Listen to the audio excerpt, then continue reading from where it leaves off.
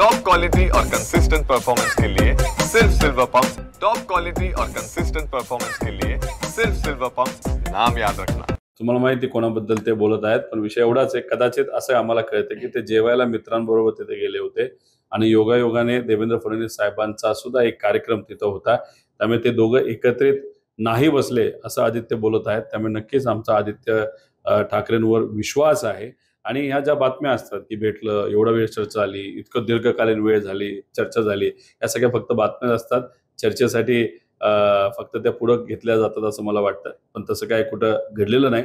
पण पुढच्या काही दिवसांमध्ये जर काही लोक खरंच गावाकडे गेले त्याच्यावरनं आपल्याला कळेल की खरंच काहीतरी चर्चा झाली होती। मात्र नाही, सरकारने त्या बाबतीतली शहानिशा करावी, कोणाच्या नावावर लायसन्स आहे, त्याच्याबरोबर ते भाड्यावर दिलं होतं का, किती वर्ष ते भाड्यावर दिलं गेलं आहे, तिथलं नियोजन ते कोण बघतं, सरकार तुमच्याकडे तुम्ही शहानिशा करून काय खरं हे लोकांसमोर तुम्ही आणू शकता। मला वाटत नाही की दोन शिवसेना एकत्रित येतील, कारण इतकं ते फाटलंय, ते शिवता शिवता त्याला खूप मोठं कापड त्या ठिकाणी लागू शकतं, म्हणजे राजकीय इच्छाशक्ती खूप मोठी तिथं लागेल आणि एकामेकाच्या विरोधात ज्या ज्या काय गोष्टी बोलल्या गेल्या आहेत त्या आता लोकांच्या सोशल मीडियावर तिथं आहेत।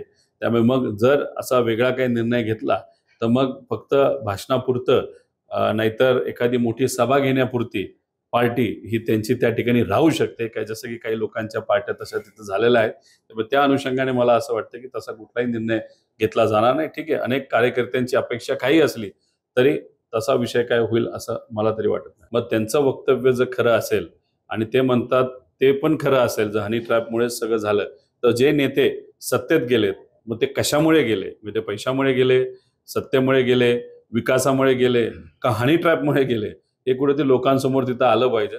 आणि विजय भाऊ बोलत असतील तर ते खरंच असतील, नक्कीच त्यांच्याकडे काही पुरावे असतील तर ते येत्या काळामध्ये आपल्या सर्वांसमोर आणतील।